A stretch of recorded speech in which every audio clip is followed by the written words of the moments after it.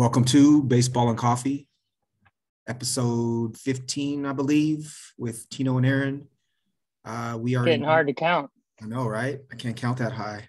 We're in day 2 of our keeper draft. We keep 15, roster 30, 16-team league head-to-head. It's actually 6x6, so standard categories, hits instead of average, OPS, and then errors with hitters, and then pitchers have wins and losses.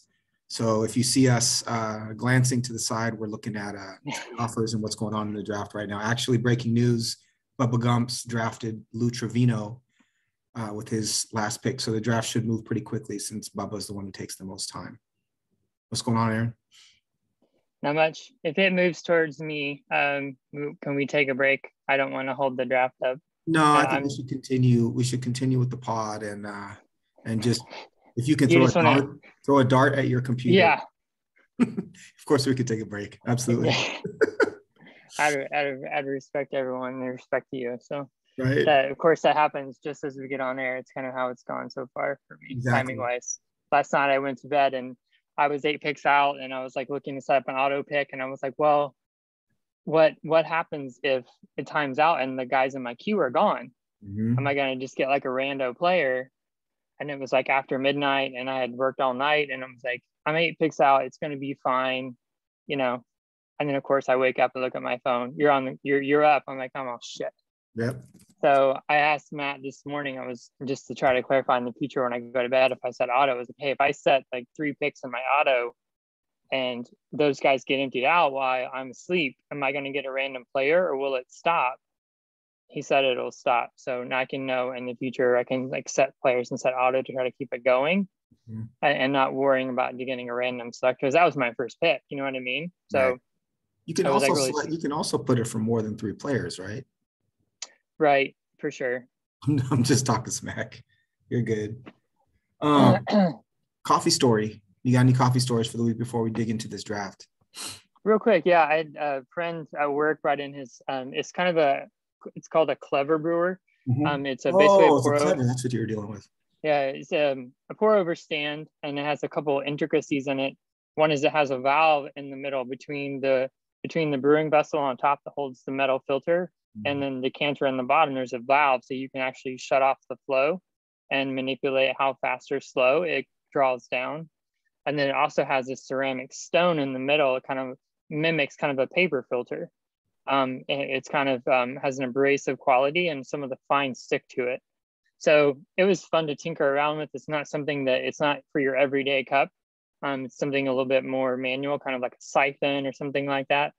But it was just fun to tinker around with it and taste the coffee. It was kind of a clean, bright coffee, similar to a Chemex, which is a little bit more common for people that maybe tried a Chemex, but very bright, very clean cup. It was a lot of fun just to tinker around with him, and it was his equipment. He brought it in to share it. It was fun. Nice. I have a quick update on the Guatemala that I picked up. That was about a month past roast. It's actually, the one you lost your coffee card over. Exactly. I don't know if I lost it though. Honestly, the coffee was pretty good. It had quite a bit of character still. It wasn't.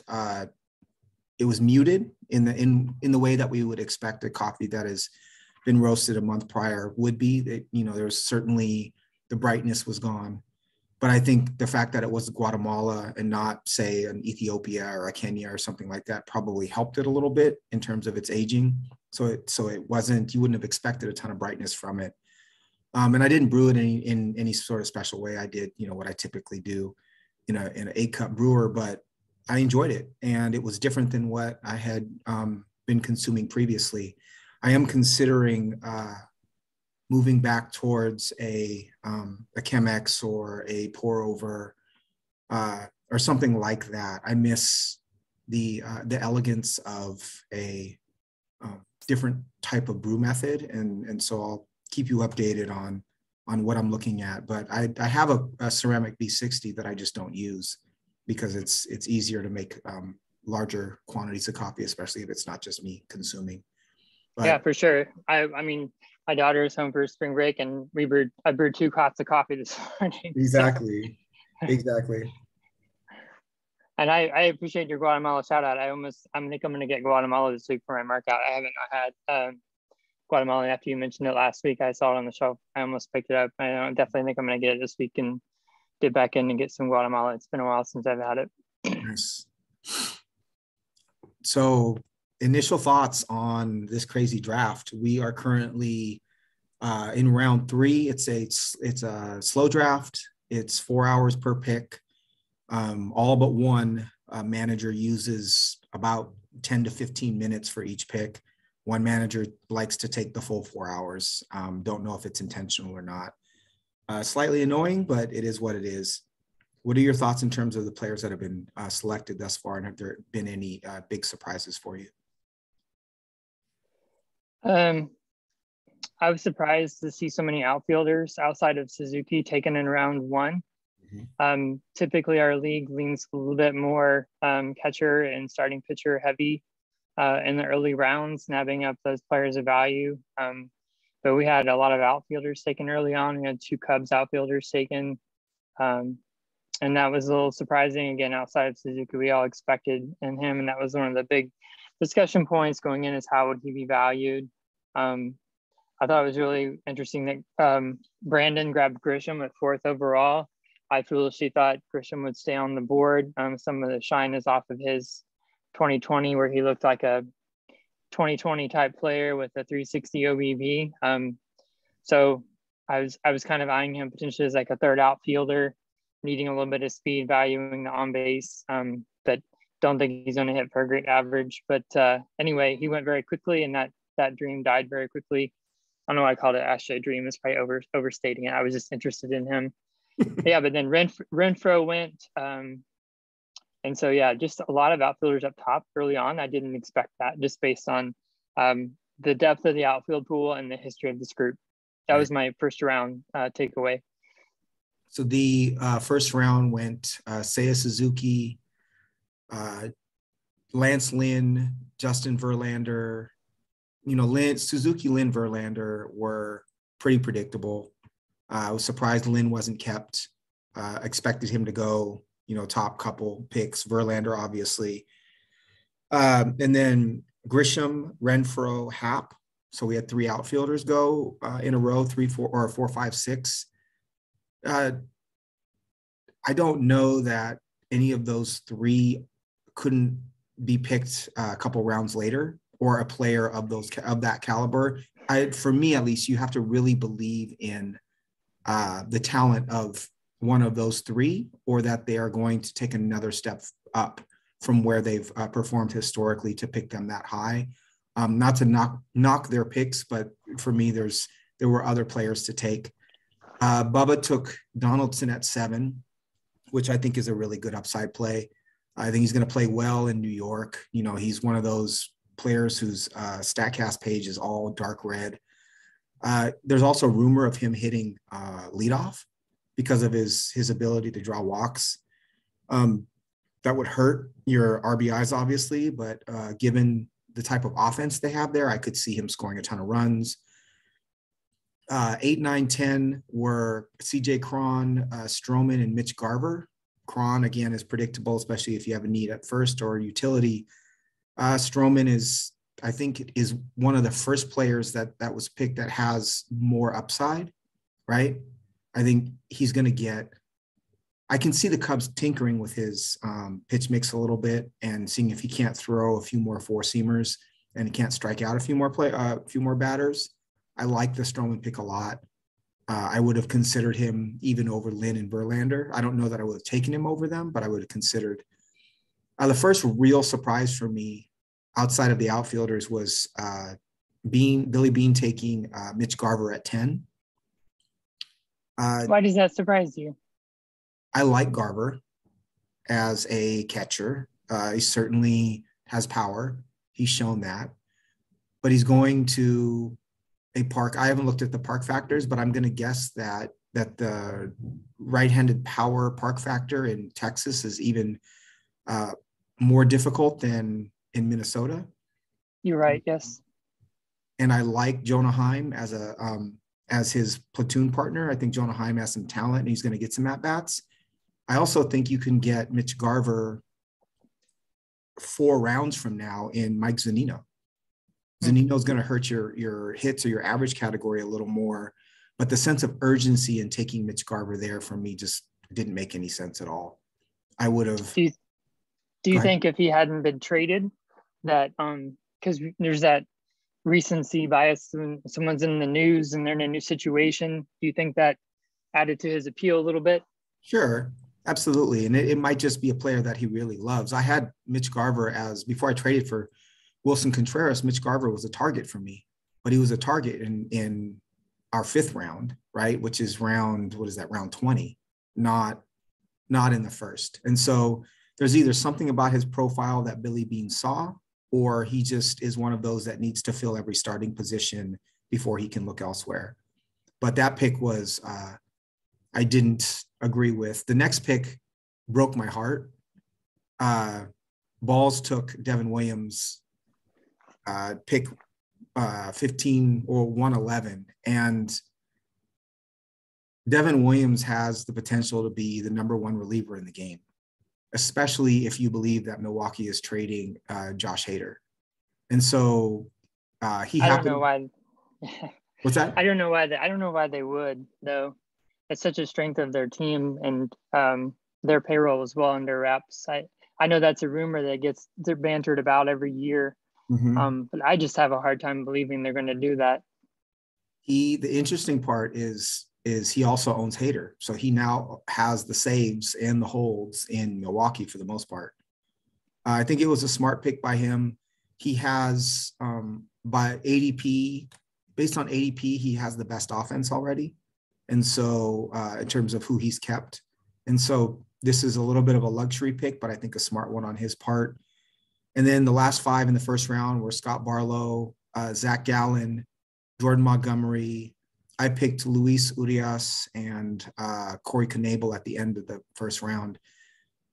You know, Barlow and Knebel are, you can't necessarily say that they have the jobs, definitively, but are closers that could accumulate 25 to 30 saves.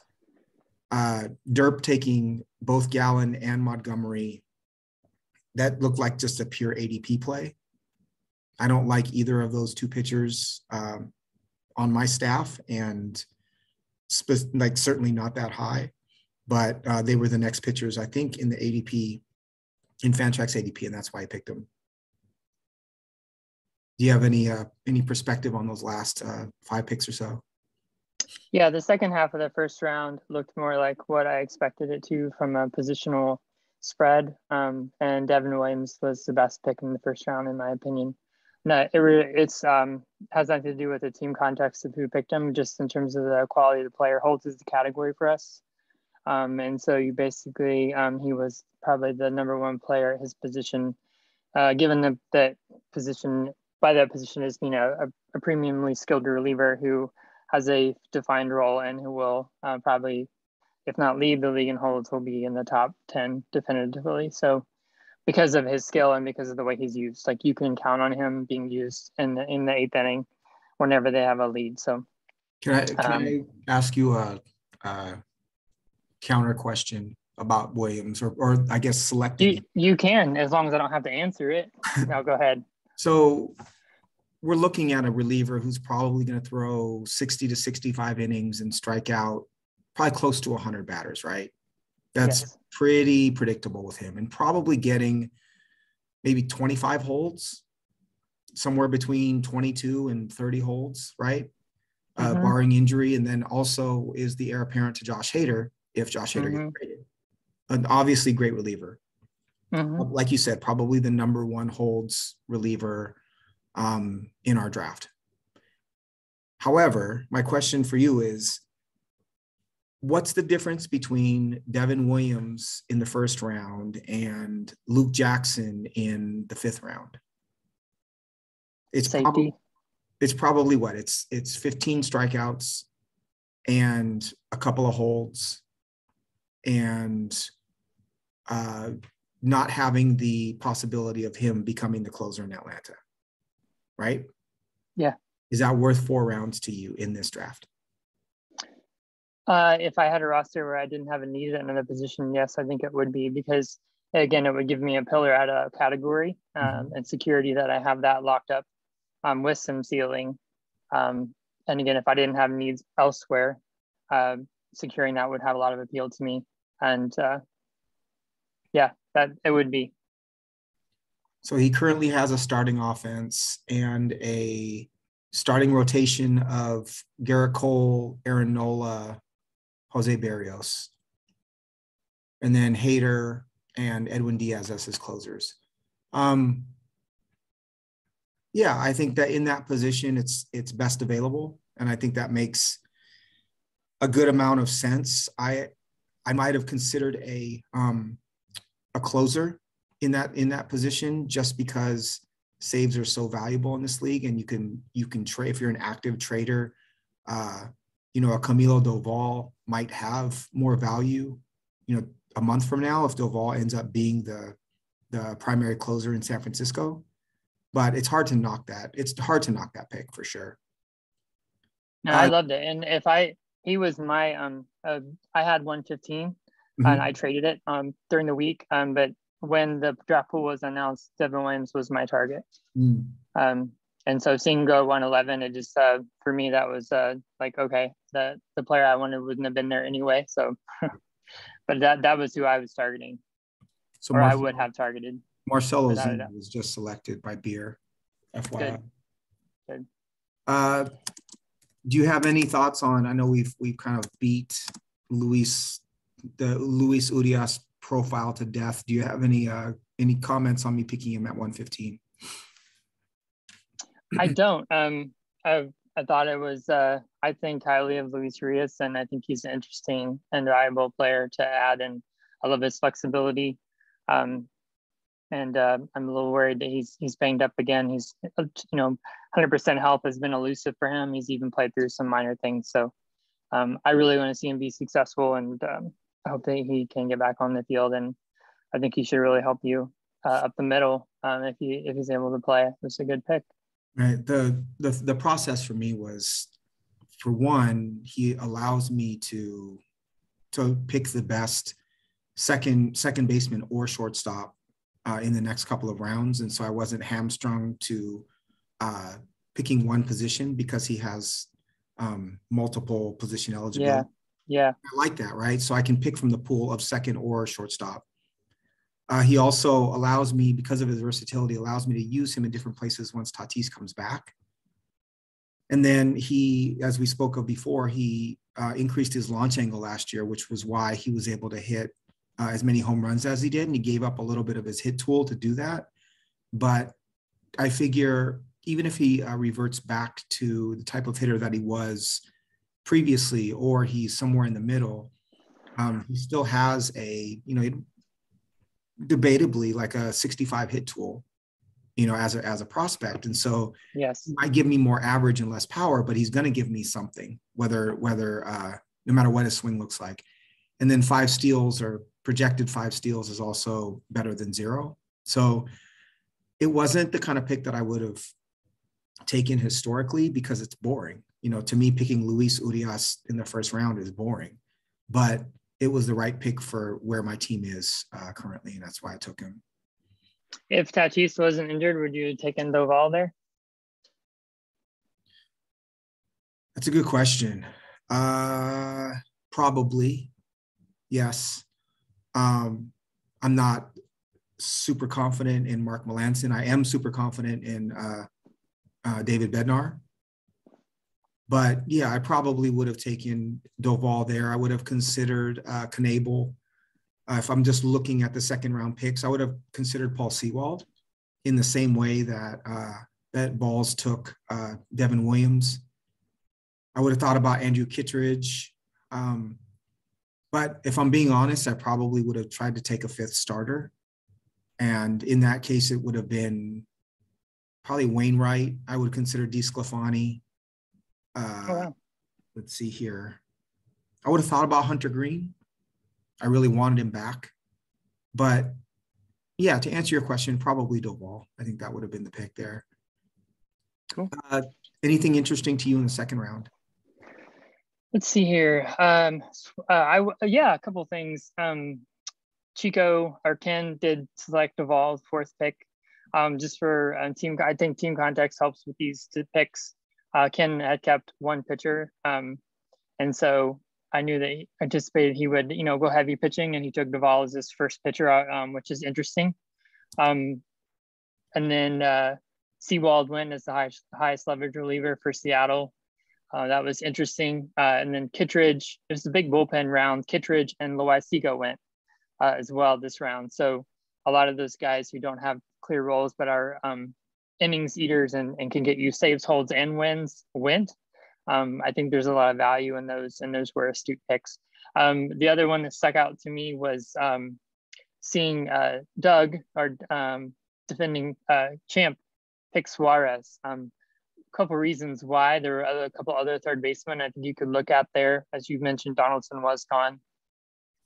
He also had Suarez last year, and was looking to get out from under him. So it was just really interesting to see him go back to that. Well, I just have a lot of respect for him, and he's obviously done very well in the last 5 years. But I was just surprised. Not to say that Suarez was taken there. We all know his power ceiling.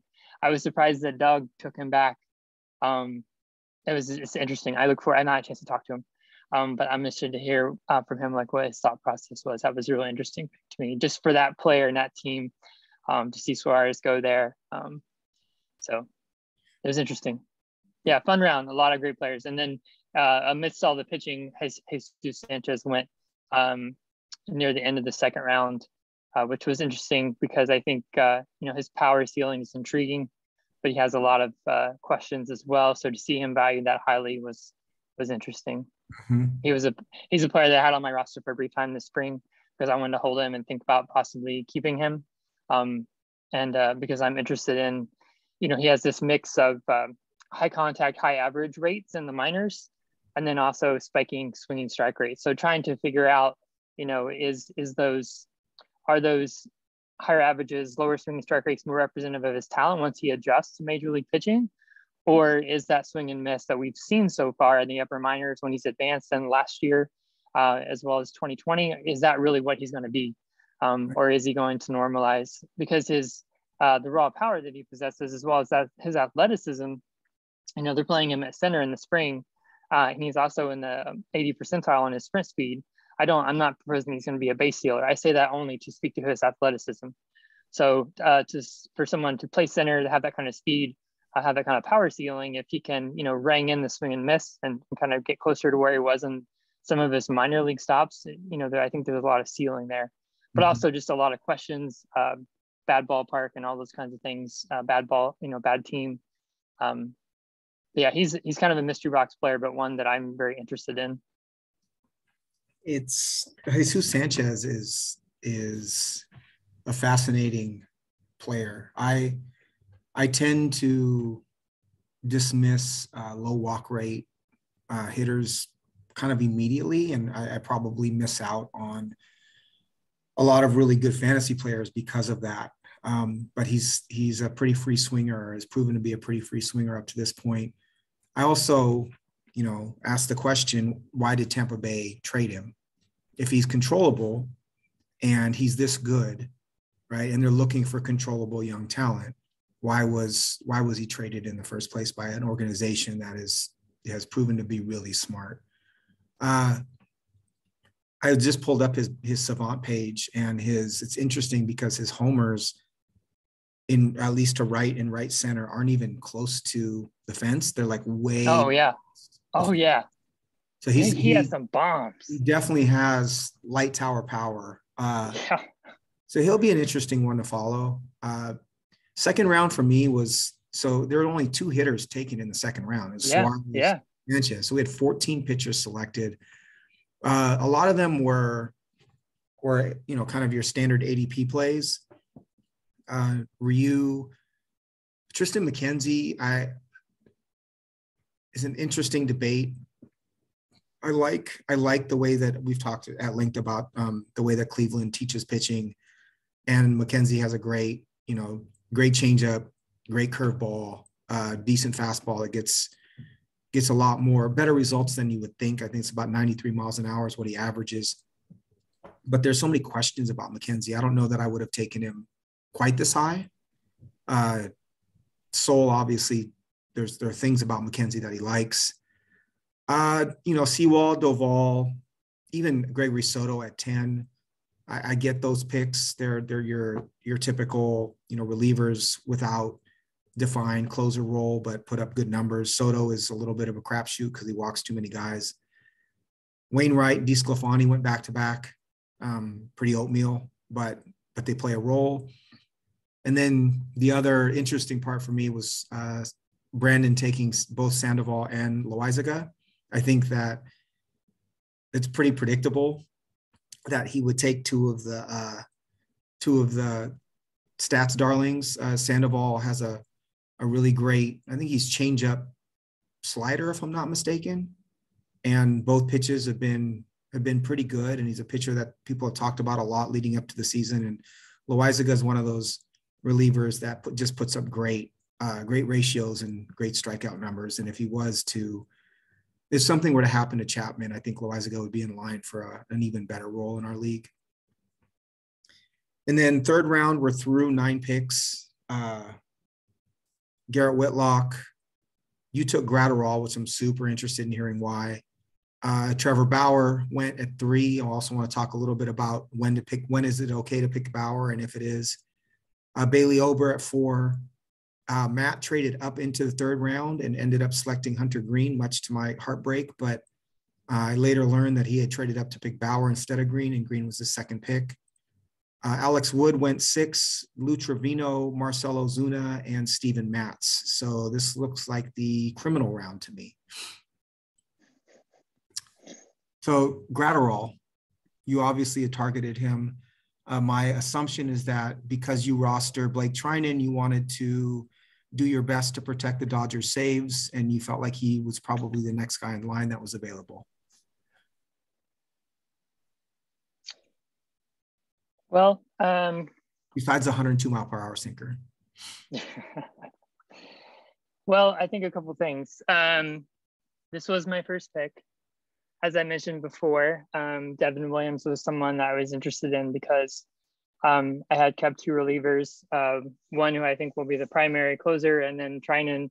The Dodgers have said that they're going to use a fluid situation, more matchups, hitter-based bullpen, with Trinan being their highest leverage reliever, whatever that means. So I kind of think Seattle last year with Paul Sewald, he may be deployed in the 9th, he may be deployed in the 7th, at least that's what they're saying. And so there is some risk there. I did debate keeping him or not, but ultimately I decided even if he only gets 20 saves and gets 15 holds, that's still value with the premium skill that he has and being on a winning team. There's a high relationship between winning teams and holds. And so last year, for example, teams that led, the Braves, for an example, were a team that had a lot of holds.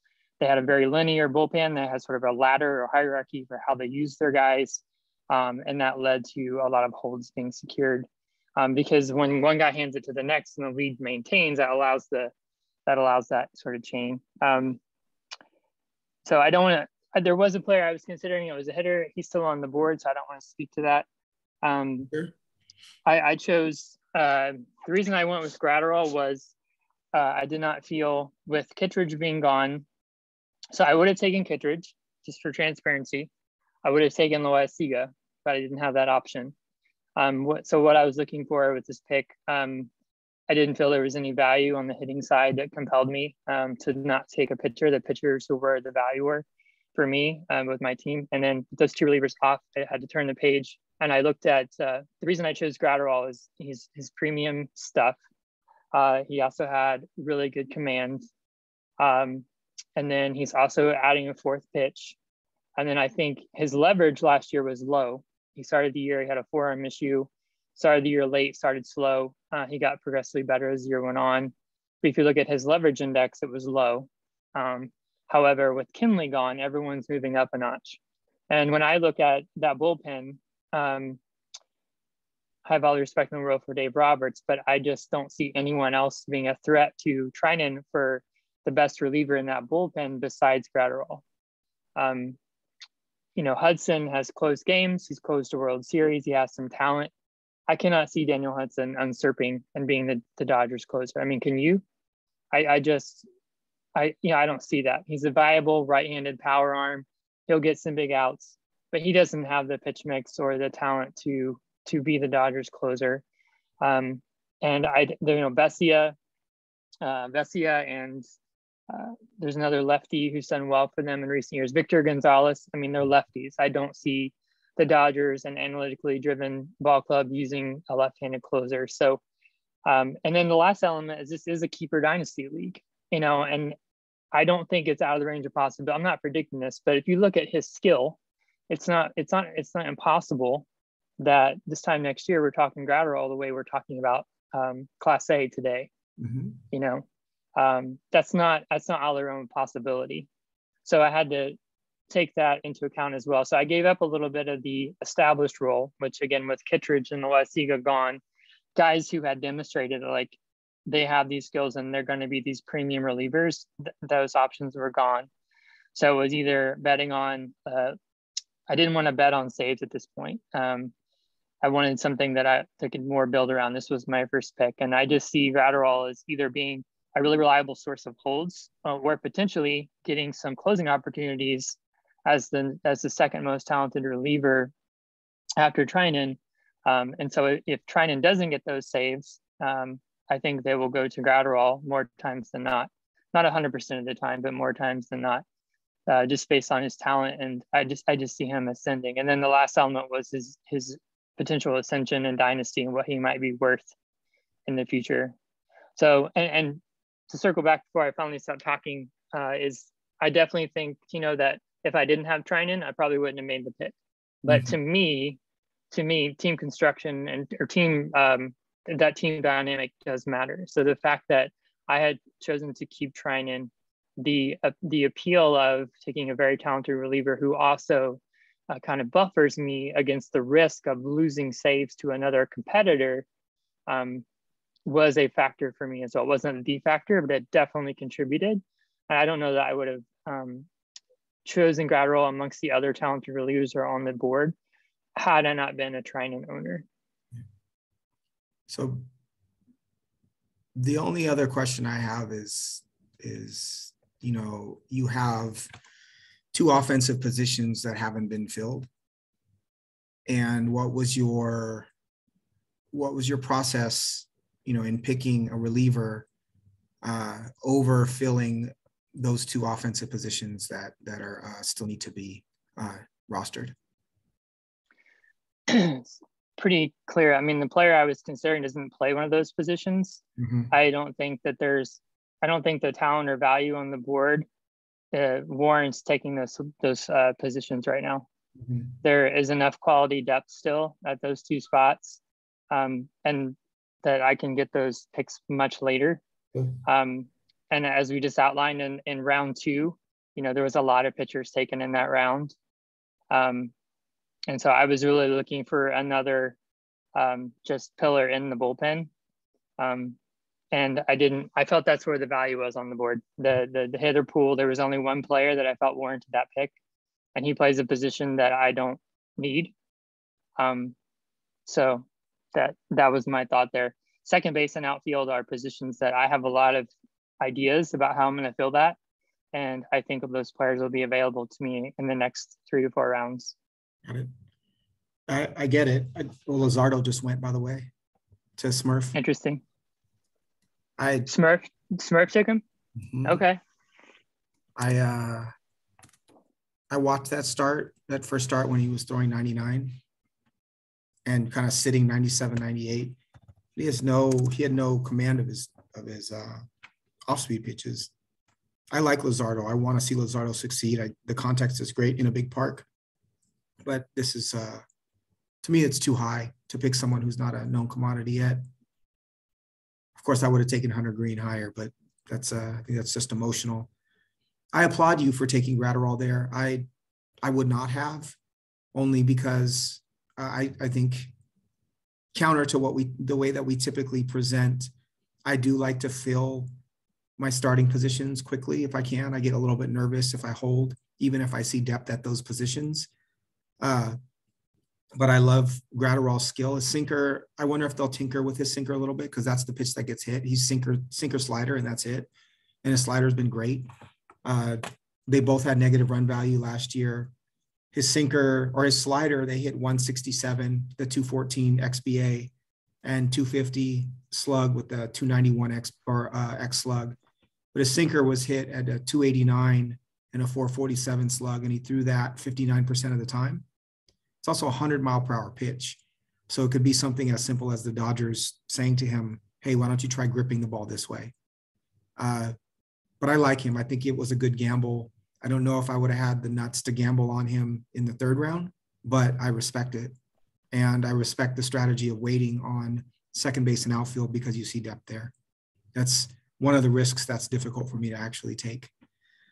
Yeah, and I do think, I mean, I was looking at outfield, you know, and then I made a trade this week and I got Brian Reynolds as my second outfielder. So going into the draft, that gave me, just gave me a little bit more flexibility where I didn't have two outfield spots to fill.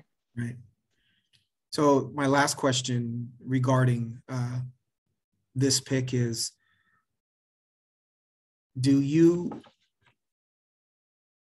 so I think of you as a pitching guy, right? You obviously enjoy evaluating pitching and you put together a really great pitching staff.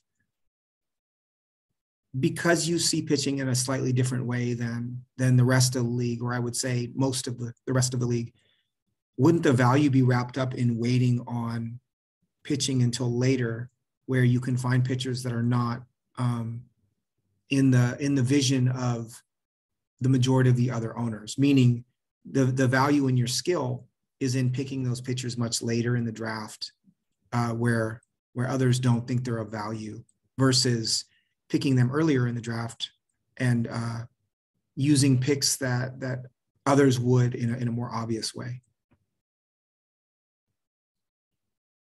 It's a challenge question, but I still think it's a worthy question of asking, right? There are certain things that we all see, I think, a little better than most. And it's important that we are able to capitalize on those skills as much as possible in building our teams. Yeah. I think that's fair. I am confident in my ability to find value in pitching as the draft goes on. I also think that I just don't trust this group of owners to necessarily do what the board or anything expects them to do. And so when I see a player who has a 120 stuff plus and a 106 command plus, who throws 100, I'm just not going to take for granted, like, oh, he should be there later. You know what I mean? Like at some point you have to kind of like take your guy. Also, how many of these owners live in Southern California? Yeah. Right. There's a Dodger tax, and I'm sure they're reading the same reports I am about what he's doing this spring. Right. And every time Dave Roberts comes out and says like, hey, we're going to be mix and match, it just chips away at Trinan's value, and they're going to start looking, well, who else is in that bullpen? So I do think that kind of news and that kind of publicity matters. The Dodgers are a high profile team. Mm-hmm. Yeah, we'll see. If he comes out and continues to post a 9%, strikeout or swinging strike rate and all that, it'll look like a bad pick. But no, don't get me wrong. I like the pick. I'm asking the question more. No. That if I was someone with your skill and ability to evaluate pitching, I might target a bunch of guys who are off the radar, and pump up my hitting in the first couple of rounds, and knowing that I can find pitchers that others don't see yet. That's why I asked the question. I wish there were some better hitters on the boards. That would have been a more challenging proposition. I half expected you to take Colton Wong there, honestly, or Andrew Benintendi in our conversations. Those were the two players that stood out when I looked at him. Even Avisail Garcia, I think you were higher on him than I was, and those were the guys who I think I like I said, I half expected you to select one of those handful, not to give away the players that you like, but I also, I look at the list and I know that, Lamont Wade and Kyle Lewis, there are other outfielders down the line that can be taken as a third outfielder that we both like. that we're both interested in. And so we don't necessarily have to go according to the board as of right now. That's all. I'll shut up now. Sorry about that. It's all good. No, don't be sorry. It is a great question, and I've thought about it way too much. But ultimately, I really felt I'm really trying to, within my team context, really look at value. Mm-hmm. And as I've self-scouted my drafts and these redrafts after these post-keeper cutoffs, I've been really positional focused, and I wanted to, again, within the team context, really try to find value with each pick, and also be assertive and not wait for these guys to dictate what's available to me. Right. I would add that league context is incredibly important in roster construction. What I mean by that is we've had trades almost every day during the offseason. This is an incredibly active league, especially with specific owners who are willing to trade at the drop of a hat. And we've talked about this on the pod. And when you have a league like that, acquiring, my opinion is, it's more important to acquire value than it is to acquire the right players for each position, because there's enough dialogue and enough trading that you can figure out how to fill that position down the line. And if we were in a league where there was no trading or a draft and hold, then of course you would have to really build your team as if it was, ready to roll from day one. But I think that the league context really does contribute to draft philosophy and acquiring as much talent as you possibly can. So we have to talk about Trevor Bauer a little bit. Trevor Bauer went in the 3rd round, pick 3 to Mejia. I know that Bauer was on some managers' draft boards and not on others. We've had Bauer obviously has been in the news for being accused of sexual assault, in the same way that we've seen, Deshaun Watson and some others in the news as well. I don't know, I think we've covered a lot of different things on this pod. Do you have an opinion on Bauer? I guess the first question was Bauer on your board? No. Mine neither. He was obviously, we know that Matt had traded up into the 3rd round and targeted Bauer. He ended up getting Hunter Green because Bauer went 2 picks before. It'll be interesting to see what happens with him. He's a premium talent. He's obviously kind of the cover or the face of Driveline in some ways. I think that he gets that. Part of why he's not on my board is that there's a lack of contrition in him, that he's continuing to fight accusations along the way and is kind of unwilling to say I'm sorry and move on. Saying I'm sorry doesn't make what he did okay, but he's just a player. I think if he was on my team, and it's a personal thing, right? Some people can have him on their team and that's great. Others can't. But in the same way that I talked about Byron Buxton and Yohan Moncada and Julio Rodriguez as these guys that I have to have and I love them, I don't know that I would feel okay at this particular point in time having Trevor Bauer on my team and winning. It doesn't work for me. And I assume that's what board too. Yeah, I would echo that. I mean, I want to win, but not necessarily win at all costs. And I think we're all human. We all make mistakes, whether that's having an extra drink or,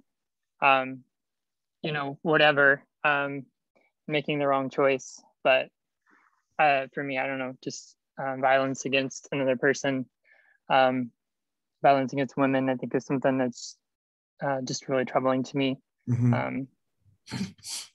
Someone who's near and dear to me has been through a relationship like that, and it's scarring. You just don't realize how hurtful it is, and mm-hmm. So it's just not something I can personally cope with. Mm-hmm.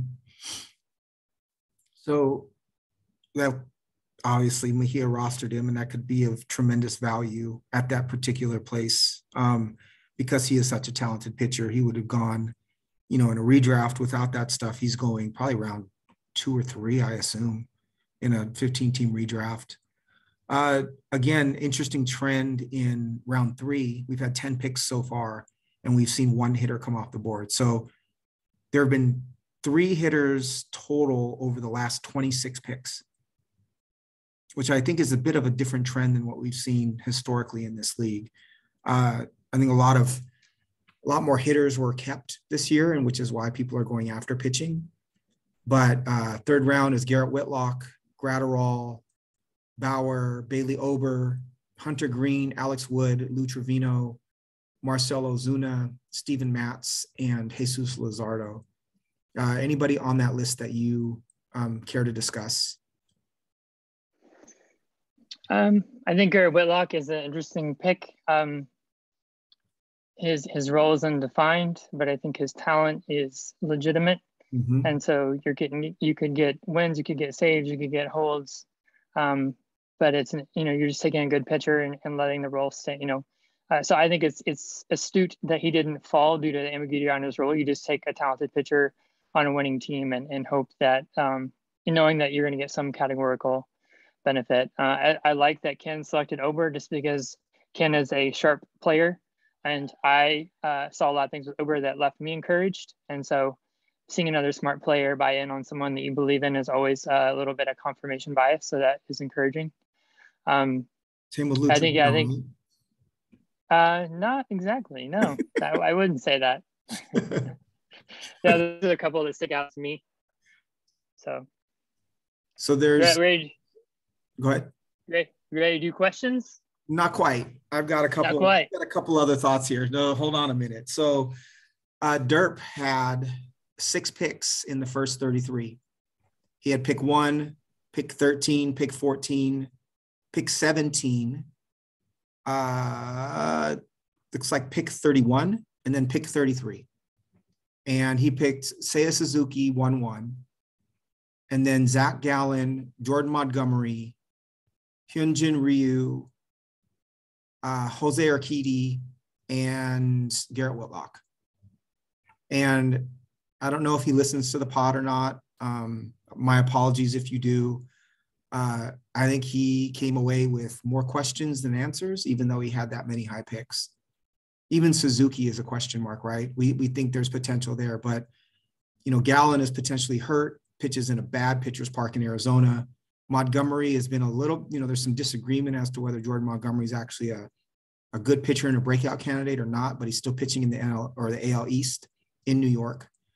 Hyunjin Ryu is on the downside of his career, pitching in a horrible pitcher's park, and it seems to be fading pretty quickly. Jose Urquidy can't stay healthy. He's good when he's healthy, but can't stay healthy. And Garrett Whitlock has no role, right? He'll probably, if he's a starter, he's a back-end starter. If he's a reliever, then he'll get holds or saves, but has done it once in his career. I'm not trying to rip him. All I'm saying is I think that if you have that many picks that high, you've got to take, and I guess, let me rephrase this. If you're investing in acquiring that many high picks in a draft, you've got to come away with your team being a better team. You've got to come away with something you can count on, with some building blocks. And if it was me, I would have preferred to go with known commodities with half of those picks, and then really, really high upside picks with the other half, so that I know I'm walking away with something I can count on and I can build my team, and I have the potential to get a lot better really quickly with higher upside guys. Again, I'm not trying to rip the individual as much as I just think there's not enough concrete value in having picks that were that high. I don't expect you to comment on that because you're a little nicer than I am at times, but that's my perspective. That's one of the things that stood out in those first 3 rounds to me. And then again, Luzardo is I think a decent flyer, but not one that I personally would have taken.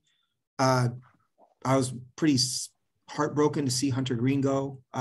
He's a pitcher I really see on my team. I like him a lot, a little bit of irrational love for him. And then Steven Matz went 9th in the 3rd round. And I do think he's going to prove out to be a keeper and a much better pitcher than a 3rd round pick, because he has shown to be a decent starter, kind of a middle of the rotation starter, but the context in St. Louis, in pitching in the NL East, pitching in a huge park and having a great defense behind him, I think is going to add or subtract maybe a half a point off of his ERA this year and take him from being an average starter to a slightly above average starter. Overall, I'm just stunned to see how much pitching is gone. And in a lot of ways, I'm very thankful that I was able to keep 4 legitimate starters and hopefully in rounds 4 and 5 pounce a little bit on some market inefficiencies. But very interesting first couple of rounds here and slightly predictable. I think there's a lot of, you can identify the managers who pick based on ADP, like ADP plus roster need. And so there's some predictability in that. An exercise down the road for one of us might be to look at the teams that are most competitive and see what their draft strategies are and how closely they adhere to ADP and what types of risks they're willing to take in this league, if you haven't done that exercise already. I know you're keeping your mouth shut because I just clowned on someone else, but that's fine. We're good. I would offer that I like his team. If anything, what I would question his decision is just not necessarily the players he chose, but maybe the positional mix. I would argue that he doesn't have the starting pitcher need that maybe he thinks that he does. Looking at his roster, he has Yu Darvish, Trevor Rogers, and Shane McClanahan. And he had those 3 guys going into the draft. He also has probably the best 1-2 closers with Emmanuel Clase and Razel Iglesias together. And so I would just question the level of investment with starting pitcher in those first 33. Again, Urquidy is a command first pitcher who pitches on a good team, but has struggled to stay healthy. Montgomery has gotten better and better, but plays on a good team, so we like that. But some of the ratios can be harmful. Gallen has flashed ace stuff, but has struggled with health. And then Ryu is probably finishing up his usefulness, but when he's healthy and in a good mind space, posts good ratio. So again, all those players have potential benefit. I just question why the investment in starting pitching so heavily when you have a lot of talent already on your roster. And when I look at his lineup, he has Baez at short, Adames who we traded for at short, or Adames at short, Baez at second, Anthony Rendon at third, and then his outfield is Baду, O'Neill, and Suzuki. All 3 of those guys have power and speed. I like that outfield. But he has to address potentially first base. And he has some picks to do that. So yeah, that's what I would question. Or if we talk to him was like, hey, what's the thought of leaning so heavily on pitching when you have a lot of talent on your roster? But from a construction standpoint, I like a lot of what he's doing. And that's my perspective on his draft so far and his team up to this point, including what he did at the keeper cutoff and some of the trades that he made.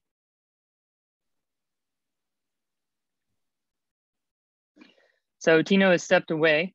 We've had a couple of picks go while we've been talking here in the last few minutes. So let me pull that up here. Let's see where we are.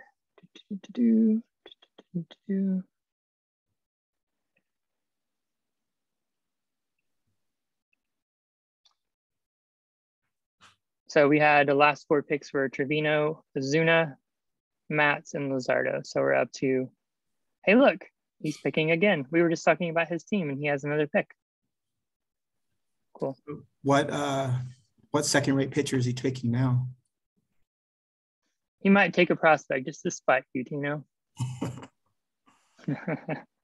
No, looking at his team, he's picking based on what he sees as need. And if he has 1, 2, 3, 4, 5, 6 starters that he likes, 7 starters really with McClanahan, I guess he's really investing in starting pitching. I would look at his offense a little more. There's a lot of swing and miss His offense scares me a bit. Walsh is, I think, a 27% strikeout guy. Baez, we've talked about a ton, strikes out a ton. Tyler O'Neill strikes out a lot. Obviously, Joey Gallo does. Interesting team. Yes. Definitely has the opportunity to compete, and definitely is not constructed in the way that I would build my own team. I guess that's part of my reaction to some of those. Yeah. It doesn't make it wrong. It's just that's the way that I would build my own team. If everyone valued the players the way we did, we would have a really hard time finding players. We already do, because there's a handful of people. Aaron Horn, Brandon, you, me, Matt, Smurf, Doug. I think we all look at the same things, right? And we all value the same players. So without boring the audience anymore about our home league, I do think that there are some things you can extrapolate from a home league conversation into your own experiences. And I always enjoy hearing podcasters talk a little bit about the way that their drafts go. There's a lot of valuable insight, because it's kind of like when we study fantasy or we're learning about players, it's like sitting and learning math in school, but you don't really apply that math until you have a word problem, right? And so you get these long word problems where you can actually apply the skills that you've learned. And I feel like talking about a home league is similar, where we can evaluate all of these players in a vacuum, but until you start to talk about context and process, especially process in the moment, it adds a really different level of value for me. And so hopefully listeners get something out of us talking about our home league in the ways that we do.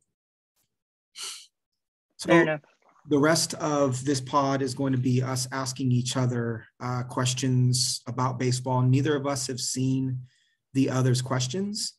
And so it's really, anything is fair game.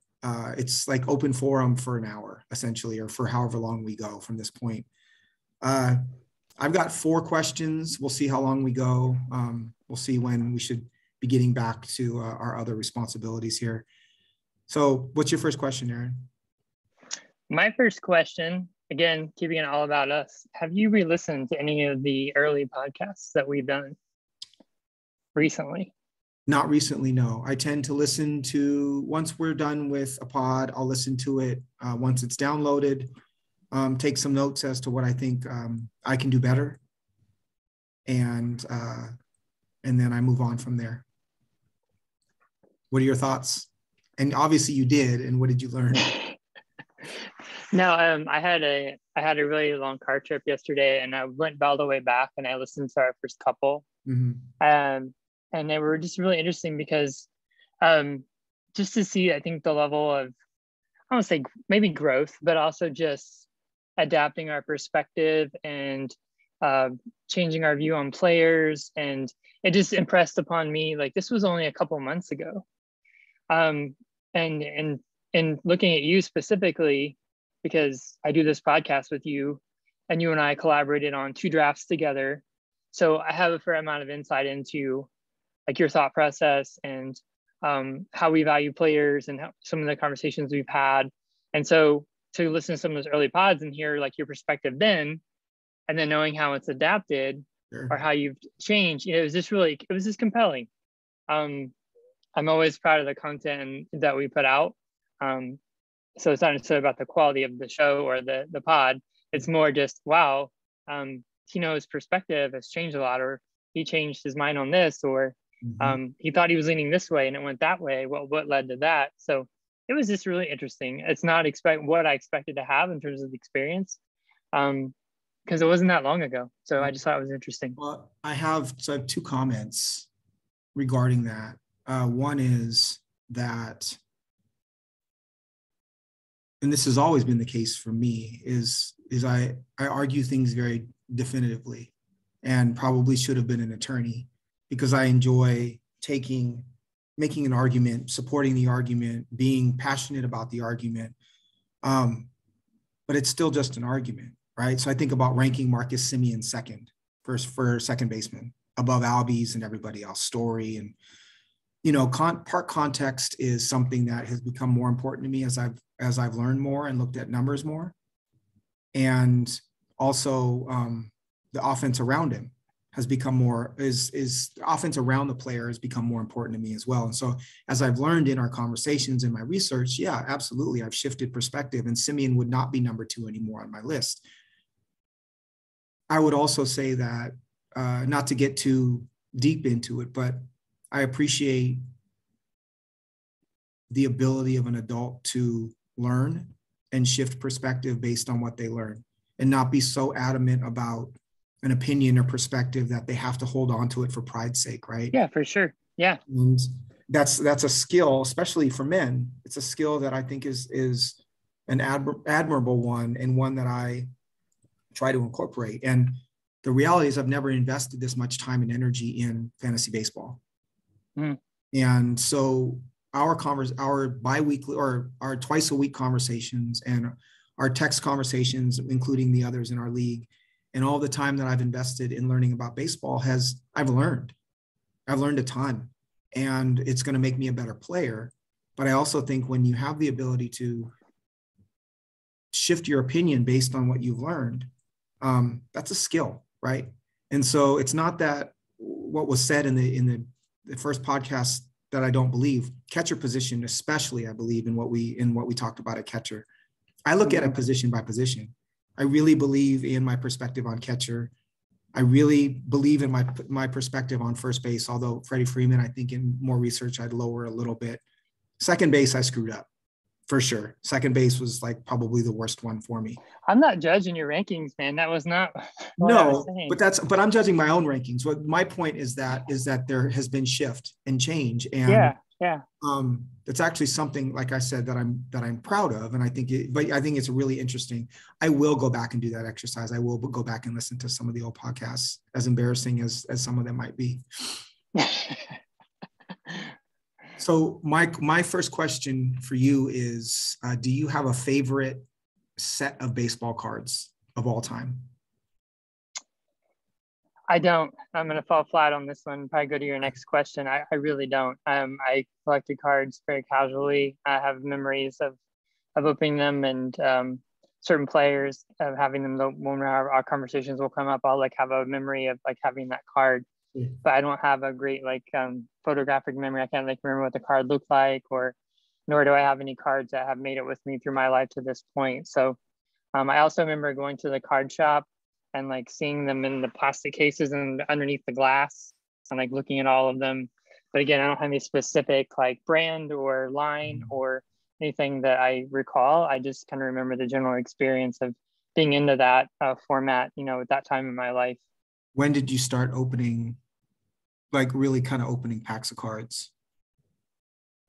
3rd and 4th grade. Which were what sets or what years? I don't remember. I would assume they're tops, but I'm not positive. And I remember they were in the little like foil cellophane, and then they would have the little flat pieces of gum in there. I have 4 that stood out for me. So I started really collecting in earnest the late 80s. And that was probably the heyday for me. I have a million memories that I won't share all of them on the pod. But I do remember like begging my mother I talked about begging her to get me a box at Costco. And it was, we were poor. We didn't have the money for that. But the few times that I had saved enough to do it was like the most amazing feeling. Or begging my mother to take me to the baseball card shop so I could go flip through the random cards that they had. But my favorite sets are 89 Upper Deck. Goes without saying, that's Griffey's rookie year. I can see the card clear as day. He's in the royal blue and yellow Mariners. It's a big picture of his face. That was kind of the holy grail. The 87 Fleer set was really beautiful. Had a light blue border. Eric Davis was my favorite card out of that set. He was just my favorite non-Mariner at the time. 86 Donruss was, so 85 and 86 Donruss were like very valuable sets. And the 86 Donruss Jose Canseco rated rookie card was a coveted one. And then 87 Donruss that had a black border. The Bo Jackson and Benito Santiago rated rookie cards I can picture very clearly as well. I loved And, that was Bo Jackson and Barry Bonds. And there were just a lot of really great athletes and really fun players in that era that I miss quite a bit. But I can picture like the Ed Lynch 86 Topps card. I can picture the 87 Jamie Moyer Topps card, right? I can picture the 86 Tony Gwynn Topps card. I can, like, you could name a player. I could picture the Barry Sanders 1990 score rookie card. It's just, there's something about collecting all of these. All these brands. I like when you say them, I'm like, oh yeah. Right. I never would have been able to pull Donruss. Right. No, Donruss was great. I love Donruss. If you found a box of Donruss somewhere, you bought it as quickly as you possibly could because it wasn't always easy to find. But yeah, the very definitive memories of like being able to describe the 85 Topps Mark McGwire Olympic card, where it's him in the Olympic jersey and USA hat, and he's holding the bat like this, right? And it's like basically from the letters up. Like there's just all these formative memories of each one of these cards. That's really, I can very quickly recall. I don't remember the important stuff in my life, but I remember all of that. Speaking of cards, and then can we take a break before the next question? I got that box set of opening day. Oh, you did? I did. So that is to come in future pods. But with that said, can we take a quick break? Absolutely. We'll be right back. We're back. What's your next question? My next question. In regards to my first question and being cringeworthy, I'm gonna cringe when we play this one back, and I have to listen to myself talk for like 8 minutes about Gratterall. Oh, jeez. I'm already like, I can't believe I talked that long about that pick. Good grief. Anyway, my second question for you is: are you ready for this one? And your answer cannot be Julio. Just please give me something besides Julio. What keeps you up at night in regards to your 2022 Fantrax roster? Oh, that's rough. What keeps you? So the easy answer is my closers and saves. Okay. So positional. Okay. I traded middle round picks for David Bednar and Mark Melancon. Melancon could become a middling reliever if he loses, another mile per hour or two off of his cutter, or if the Diamondbacks decide to put someone else in that role. It's cheap saves, hurts ratios a little. Bednar has really great skills, but it hasn't been defined that he's going to be their definitive closer next year. I watched quite a bit of the Pirates, in part because of O'Neal Cruz's excitement this spring training, and Bednar is head and shoulders above Chris Stratton, who would be the other person to threaten his role, unless they decide Keller is going to become a reliever. But I don't think that I think they would roll Keller out there as an effective 4-inning starter before they would make him a closer. So I'm worried about saves. Even if Bednar and Melancon pitch pretty well, I still need to find saves elsewhere. The health of my starting pitching, I've taken some risk with, right? Trading for Rodon, Wheeler's shoulder soreness. So Rodon, I'll be watching closely. Honestly, and then whether MJ Melendez and Julio Rodriguez actually start the year in the majors, I'm betting that Julio does. I'm gambling that Julio does. I'm not valuing picking a third outfielder very high right now, because I'm gambling Julio starts in the majors and Acuna comes back pretty quickly. That's a long way of answering that I have areas of my roster that I worry about, but there's nothing of incredible concern. Maybe not knowing what my production will be at first base yet. But my thought process in trading away Andrew Vaughn, who I had as my first baseman, was there's no counting on Andrew Vaughn to be great this year. And so Andrew Vaughn is a play for 2 years and 3 years from now, which is why he fits on Matt's team. And so I need to piece together production at first base probably and figure out some sort of platoon situation. But my answer would have been more definitive if Tatis and Acuna were both healthy. I think I could have zeroed in on one particular spot. I don't have any holds guys or middle relievers yet, but I feel like that's the biggest pool in the game for us. And it's just going to be about my ability to find those guys. So I'm pretty confident. I don't say that lightly. I don't say that often, but I'm pretty confident in the balance in my roster. Statistically, I have a little worry about batting average right now. Wilson Contreras, Luis Urias, Tommy Pham, none of whom are really kind of above average batting average guys. We count hits, not batting average, but they obviously are related. So mushy answer, I apologize, but an honest one. What about for yourself? Besides second base? Not really that worried about that. You rolling out there with some Gene Segura or some Eduardo Escobar? Is that what's going on?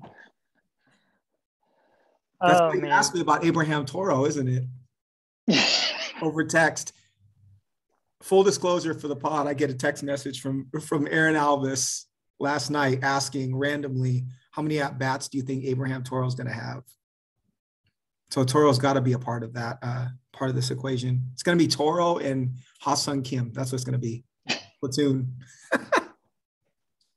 Am I wrong? If this was OOTP, that would definitely be that. You know, I could control to have out there. No, it's I had an opportunity to have a second baseman in Chris Taylor, and I traded him. So, that's on me. No, I think my answer to the question is what keeps me Ozone is I don't have enough power speed, and that will be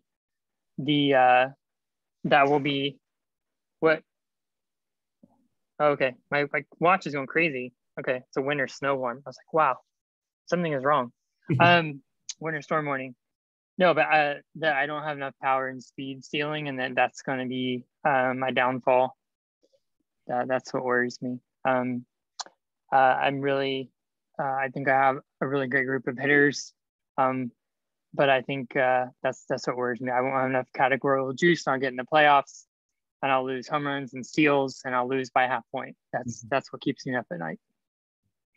I could see. I see a lot of power. You're counting on Torkelson, and you're counting on Torkelson and hoping for Brian Hayes and Kristen Yelich to figure it out, but there's potential there. Right. And then speed, yeah, I think you're obviously gonna want to add more speed. And pitching, you feel comfortable with obviously your starters, Buehler, Scherzer, Musgrove, Alcantara, and then the aforementioned Brusdar Gratterall, Aaron Ashby, and Blake Trinan and Jordan Romano. It's nice. It's nice. You forgot Ohtani. Who? You forgot Ohtani. Who's that? Are you gonna start Ohtani as a pitcher? Yes, I am going to start him. Okay. What's fun is you look at, there are probably 6 rosters in this league where you can look and you can see the championship roster. I think the competition is very high, which I love. I wish I had a better answer for you. I'm sorry. I know that was. I thought your answer was wishy-washy. I mean, your answer was multifaceted, but it was an answer. It's funny. I listened to the catcher pod, and we sit there and we talked about our catcher strategy, and you and I both kept 2 catchers. I know.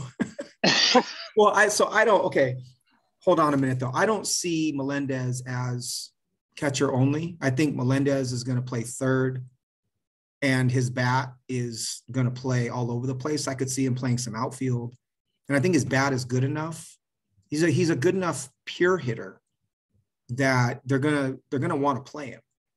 And so I don't see him necessarily as catcher only or even catcher of the future, whereas Contreras is.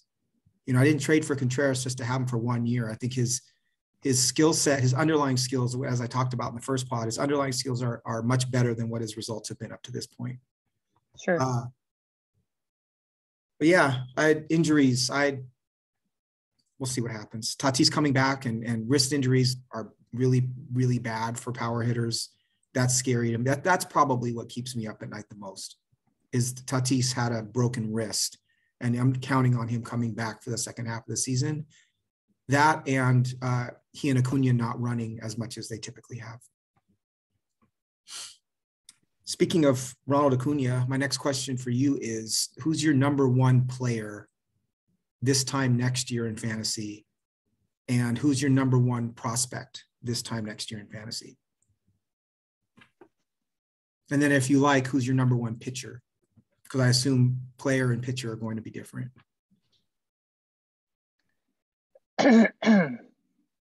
I've not thought about it, so this is completely off the shoulder. Right. Is this in our league?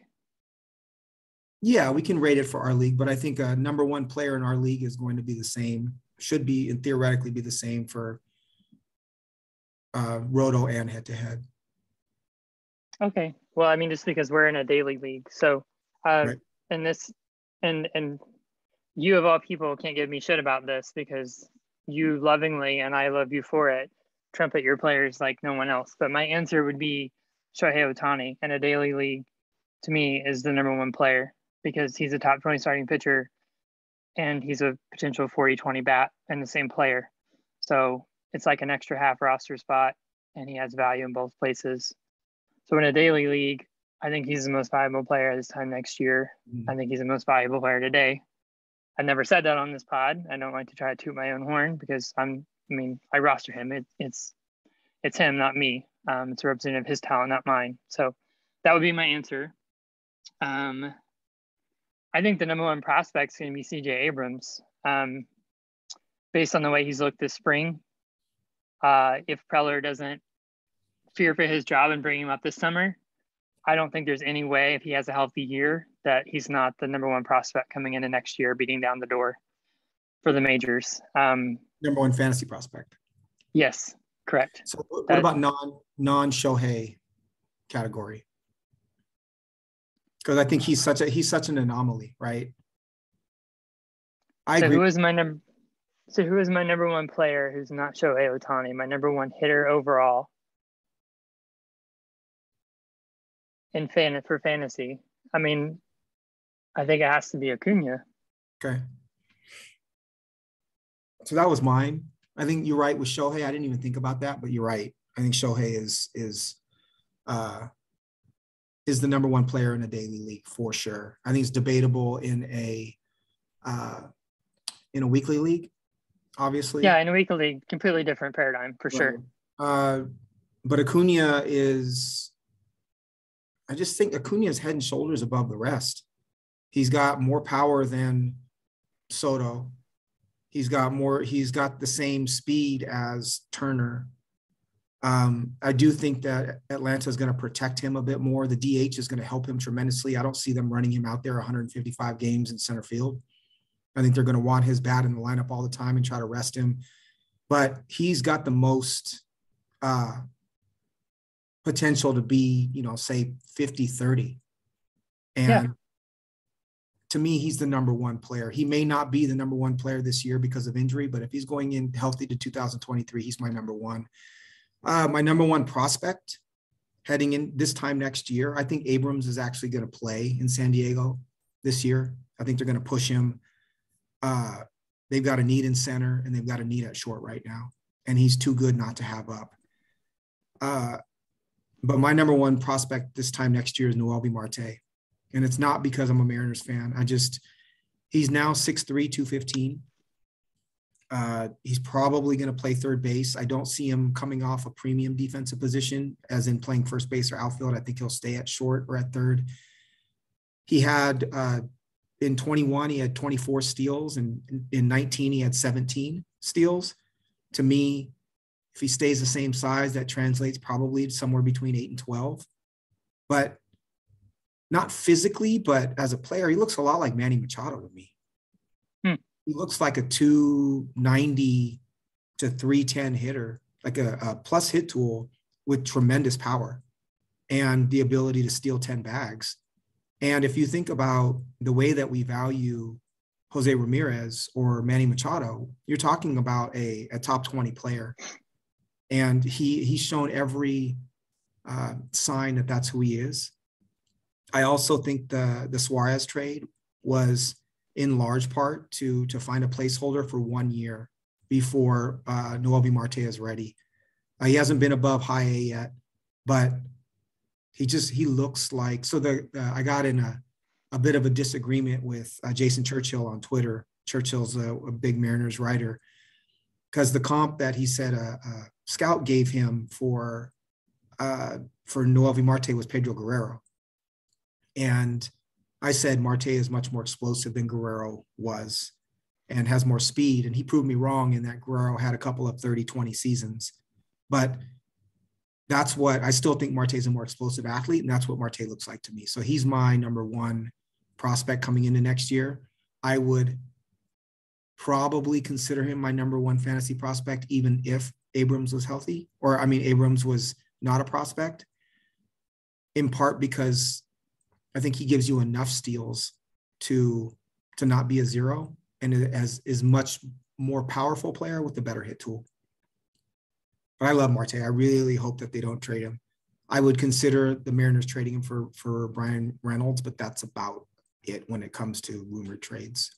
And even then, I would think twice. But I love him as a player. What level will he start at this year? Like, I'm guessing Double A. Double A. Okay. Double A would be he might start in high A, but Double A would be the realistic place. He only had 33 plate appearances in high A last year, but he had 299 in rookie ball 19. He had 478 in A ball in 21, and then 33 in high A. So if he shows out in spring training, you don't send him back to high A, you send him to Double A, maybe get him some Triple A at the end of the season, and then he's in the starting lineup in 2023. But I love him. He's a horse. He's listed on Fangraphs as 6'1", 181. He's closer to 6'3", 215 now. And he looks big out there. Number one pitcher this time next year. All right, we talked about this a little bit in our SP1 pod, but for me, it's Walker Buehler. 4+ pitches, Dodgers organization, smooth delivery, lack of injury. Well, he's way past, major injury, but he's continuing to develop and continuing to get better. And he has so much more of a track record than a Woodruff or a Burns or some of those other guys who are on the ascent.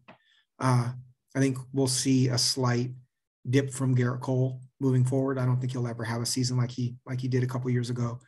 And unless somebody else kind of comes out of the blue, my guy is Walker Buehler for next year as the number one starting pitcher. I can back that. Yeah, I see the smile too because you roster him. Speaking of rostering, so who rosters Marte in our league? It was one of the teams we just talked about. It might have been Huskies. I think it's Huskies. I can look it up real quickly. I know that Matt had rostered him previously and then traded him, and it was a painful trade for him to make. And I was very interested in acquiring Noelvi Marte. He is, let's see, rostered by Central Coast Huskies. He's a bit of a prospect hound. He is. He currently has Henry Davis, Tyler Soderstrom, Vidal Brujan, Noelvi Marte, Riley Green. So those are his 5. I don't know that the top 3 would be ones that I would prioritize, but prioritizing a catching prospect is difficult in fantasy for a number of reasons. Although that might change with the universal DH a little bit. I was with Green ascending and potentially breaking camp. I was trying to get a feel for if he would move any of his outfielders to create room, and he declined my interest. So that'll be interesting to see how he manages that when Green loses his eligibility here. I think he just sticks one of them in utility spot. That'd be my assumption. I think he has 4 already, so that'll be 5, but I may be misremembering. Looks like Right. Jimenez, Soler, and Trout plus Green. It's what it looks like here. A lot of power on that team. But question marks in the infield. Infield is Rizzo, India, Bregman, Swanson. I could see Swanson taking a dip. Bregman is a risk because of his previous injury. We can debate Jonathan India again if you like. That can be one of my questions. And then Anthony Rizzo. Interesting. Do you have another question? I do. Mm-hmm. So this one is my only non-fantasy question in the broader MLB universe. So you're commish for a day. Mm-hmm. We talked about the pitch clock last week and the impact. I don't know, but maybe it was an offline conversation. I remember about the impact of the pitch clock potentially to keep guys healthier. But you're commish for a day. What is one rules change you make for our game today as it stands? I would refer to the experts and ask how do we reincorporate steals and defense into the game and contact. I don't know what that would be in particular, like what steps need to be taken. I assume obviously the shift going away helps that to a certain extent. Maybe even raising the mound a little bit, making it harder to hit home runs. I don't know what those shifts are. I know that making the bases larger helps that a bit. But that would be what I would do. And I think it would impact everything. I think that it would bring more athleticism to the game. It would attract more athletes to the game. It would obviously make the game more interesting from a strategic standpoint. I think more running and more diving and more defense would attract a different type of fan. I think it'd be easier to honestly to get kids involved in baseball. I go back to this idea that baseball loses a lot of athletes that it used to attract, 30 years ago to other sports. Again, more running and defense brings some of those athletes back into the game. But as much as I love baseball, I don't enjoy all the homers. It's just not as fun to me. Even when I play MLB The Show, there's a lot of guys who have, 30 home runs and 65 RBIs because it's hard to draw a walk and it's hard to have base hits in the game. That's not as fun for me. I would much rather see a whole bunch of base hits and first to third and sending the runner from. When's the last time you remember seeing a runner being sent home from second in a play at the plate? So that would be me. Ways to make, I love it. Maybe ways to make pitching a little more difficult, right? I wish that we could, and I know we can't control this, but if we could teach how to throw at 90% capacity and keep arms healthy, and it'd be more about the art of pitching and less about the muscle. And then also, I think that would allow us to see starting pitchers go later in games. So taking away some of the specialized nature of the game is also, so I'm talking about all things baseball is kind of dipping their toe into, right? Like making a reliever face 3 batters.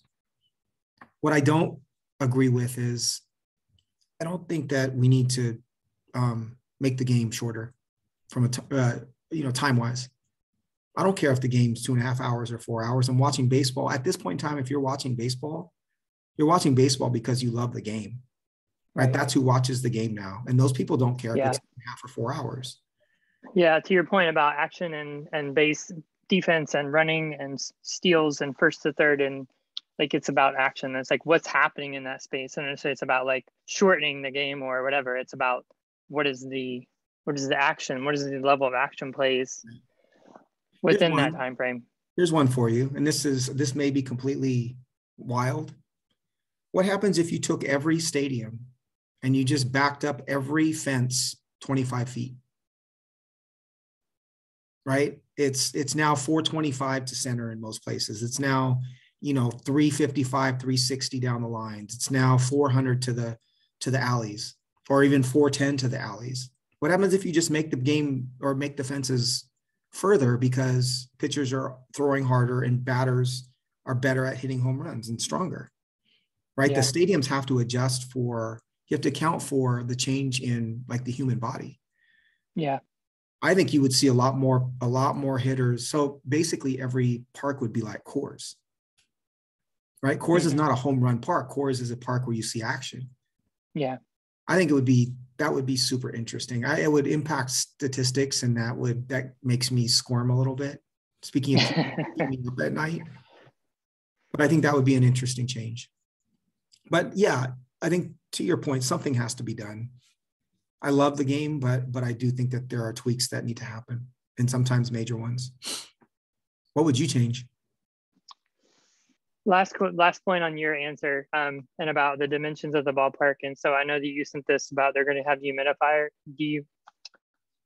humidors Mm-hmm. at all the parks. Mm-hmm. You know, it's easy to be sinister and to be skeptical of what MLB does, and they have not earned the benefit of the doubt. So it's right that we have that reaction. However, if I'm looking at it as a glass half full, I am hoping that it's an attempt on their part to stabilize the baseball, so that it reacts the same from park to park, and they can keep it a little bit more reined in. Right. So that was just interesting to me to hear. And again, I am hoping from a positive standpoint that it is with positive intent. My answer would be, going back to your question of not necessarily about the length of the game, but what is the experience of watching the game? Mm-hmm. I would immediately remove the instant replay. I don't like instant replay in baseball. I especially don't like it, the reviews of steals, because almost every single steal, instead of being caught up in the excitement of watching the steal, immediately they cut to the skipper in the dugout to see if they're going to challenge. And every skipper is standing there with their hand like, well, wait a minute, wait, are we going to challenge? Are we going to challenge? No, play on, or Right. no, we're challenging. Like Right. every single steal, it reduces it to, are they going to challenge? Right. And to your point, like steals are one of the most exciting elements in the game.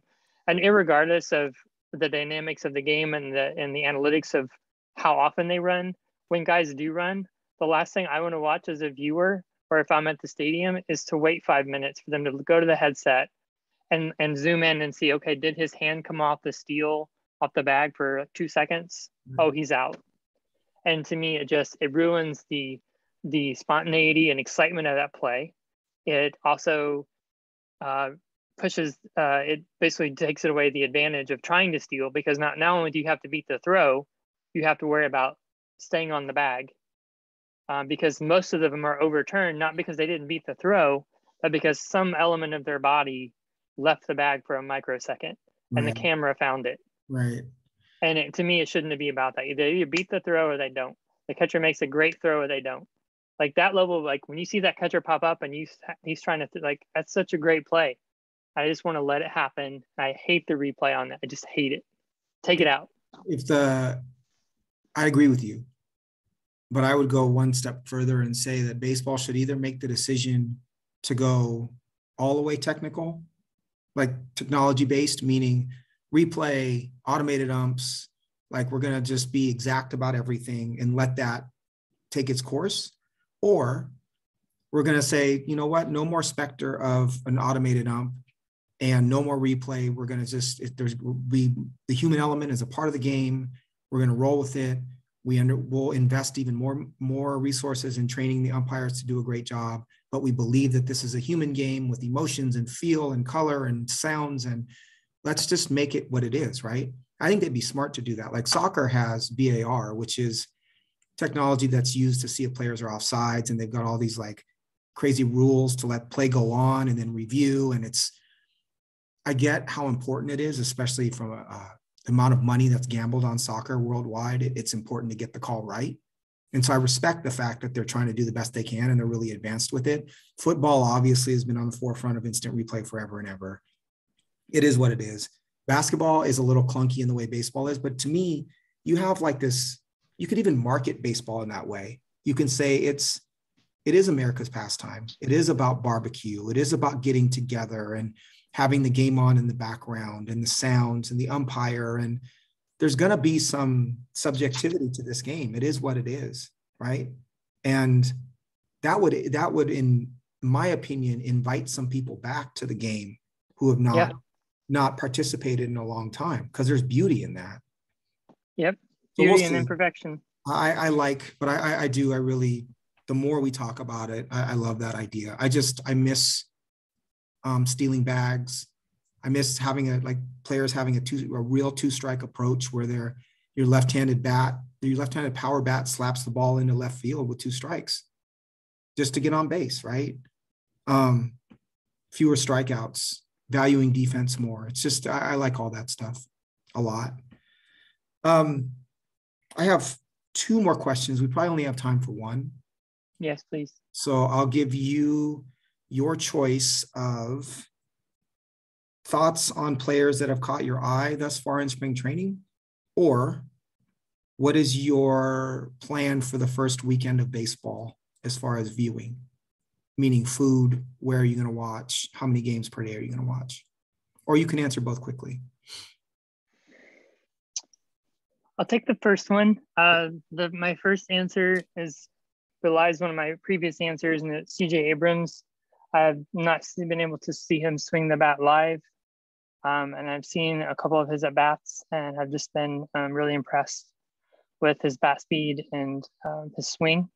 Mm-hmm. It's been an eye-opening experience because I've just read about him for so long. And so when you finally have the experience of seeing someone live, it's just different. It's tangible. And I was just really impressed with what I saw. That is the one that jumps to mind immediately. Mm-hmm. Who's been impressive to me. I've been intentionally trying not to stress over things. So the other thing I would say, and this would be most people's answer, it's not fun or exciting, or it's not original, but O'Neal Cruz. Just continuing to be kind of just taken aback by his power. And he made a couple of nice plays in the field as well. And he's just been must-watch TV. And not dissimilar from Abrams, I have not seen him play live like that. Is Cruz a superstar, or is Cruz just really interesting because he's 6'7"? To me, it's not about his height. Any deficiencies he has, I don't think it's because he's tall. I think it's because baseball is hard and he has a unique set of skills. Yes, height is part of his mix of variables. But I think if he fails to meet expectations, I don't think it's because he's tall. I think his talent it's just been eye-popping to me. His ability to reach balls outside the strike zone and to produce such power on non-strikes with seemingly little effort. You don't see guys who can just pop the ball at the ballpark like that often. Right. He's just a really exciting guy to watch, and whether he ends up meeting all of his promise, I don't know. It's spring training. I'm trying to take it with a grain of salt, but it's really hard to watch him and not get excited about what he could potentially do. Here's the interesting thought, and it ties in unintentionally. It ties into my previous comment about the other question. So I look at O'Neal Cruz, 6'7", right, left-handed hitter, tremendous power, long levers, which allows him to create that kind of power. And he's interesting because he plays shortstop and he's 6'7". We all think he'll probably move off of shortstop at some point into left or right field, but for now he's a shortstop. And I mentioned a bit about losing, specifically African-American players to basketball and base and football over the last 30 years or so. But I was thinking, okay, who are comps for Cruz in terms of size and athleticism? And I immediately thought of Dave Winfield and Darryl Strawberry, both of whom were 6'6", right? Winfield, right-handed right fielder for Padres and then the Yankees. Darryl Strawberry played for everyone. Both had long levers, both waved the bat a ton, kind of pre-swing, both great hand-eye coordination. Winfield was drafted in 3 sports. I believe, no. He was drafted in he might have been. I know basketball and baseball for sure. But not dissimilar to O'Neal Cruz. What I'm getting at is I think so many of those types of athletes who are 6'6", right, and very athletic are playing other sports. They're a defensive end in football, or they're a small forward in basketball. And that's why Cruz looks different. It's not that we haven't seen baseball players like O'Neal Cruz. It's that those players are playing other sports now. And because he comes from somewhere other than the United States where they still value baseball in a certain way, as a whole, I think that's why we see him playing baseball. But I'm very thankful for that and very excited that that he's on the Pirates and we're going to see him this year. Quickly, the other ones that caught my eye: Mitch Keller, he's throwing 90, he's sitting 98 with this fastball, which is 3 miles an hour faster than where he has been historically, and he's throwing a 92-mile-an-hour slider. Whether that holds up over the course of multiple times through the order or becomes a reliever, we don't know yet. Obviously, Julio, is kind of taken spring by storm, especially in that first game. I think everyone kind of expects him to be the starting center fielder for the Mariners this year now, which is great for me fantasy-wise, and he's just incredibly exciting. One quick pet peeve I know we want to get to. There you go, Justin Turner. One quick pet peeve of mine is announcers of opposing teams that haven't done their homework on the players on the Mariners or really any other team, right? You're watching MLB TV and they're talking about players and more about the player than the announcer does. And it makes me nuts. So the A's announcers with Julio yesterday called him a top 5 prospect.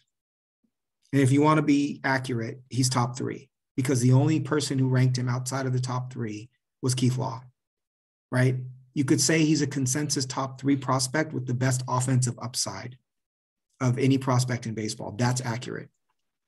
I know prospect rankings are subjective, but not when every prospect publication has him in the same place. But it made me nuts.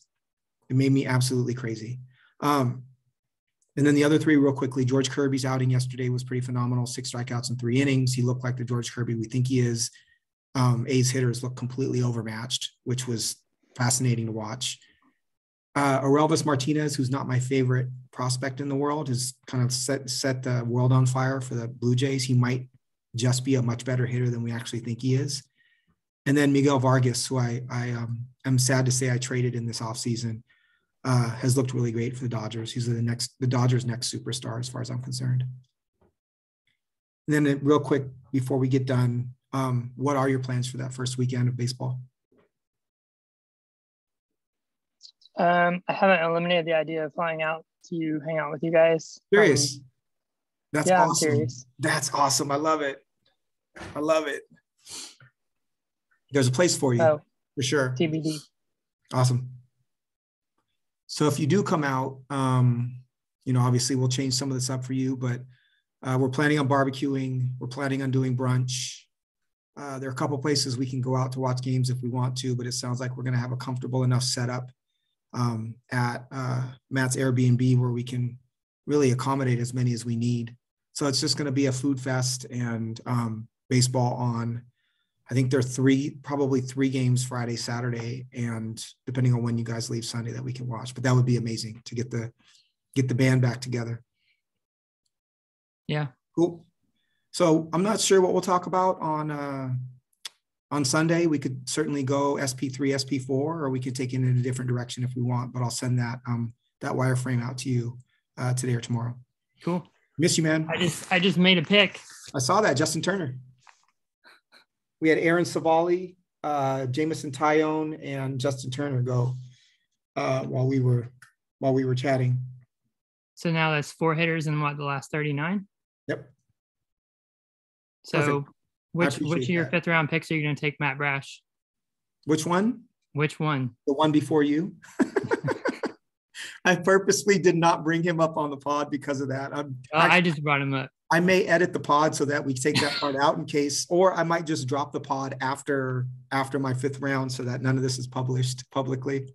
Yeah, there you go. I am actually. I mean, you were talking about Toro and stuff, so I feel like I had to get you back. I am honestly considering not publishing the pod until my 5th round is over because I have 5 picks in the 5th round. You do what you have to do. Hey, not all of us can rip somebody off for trading for Brian Reynolds, Right, because that's what I did. Yeah, that's exactly what you did. Look, no. Hold on. Look at the 2 players side by side. You got 40 points of average. You got almost a full 100 points of OPS. You got, I think it was based on last year's stats, -1 home run. I looked at this. -1 homer, more runs, more RBIs by, I think, almost 20 in each. and then 40 points of average and 100 points of OPS. Granted, it's outfield versus shortstop. That's the big thing too. Yeah. But it's not worth 100 points of OPS. And it's certainly not worth 40 points of average or 15 to 20 homers or runs and RBIs. I'm not mad about it. Like, it is, we all make trades. We all see different things in players. Adames is not taking another jump from what he did last year. I understand Milwaukee was great in Milwaukee, and that's where he is now. But Adames is going to level out to be the player that he was last year, in my opinion. Reynolds can get even better. So, yeah, I saw that trade, and my initial reaction was, I wish we could veto, but we can't. I think it was that unbalanced personally. That's just, I guess that's my love for Brian Reynolds, but it is what it is. That's fine.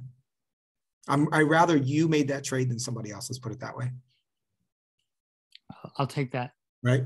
Because there'll be at least, I hope my daughter doesn't hear me say this because she's going to think I've changed in my old age, but there will be at least a 1 or 2 percentage points of who I am that would be happy if you or Matt won. That's it. No more, but that's it. So I'm glad I have 1 or 2% of your heart. We're not publishing this until Brash is picked, by the way. Very well. Put Bye, that. Tino. Put that in. All right, man. See.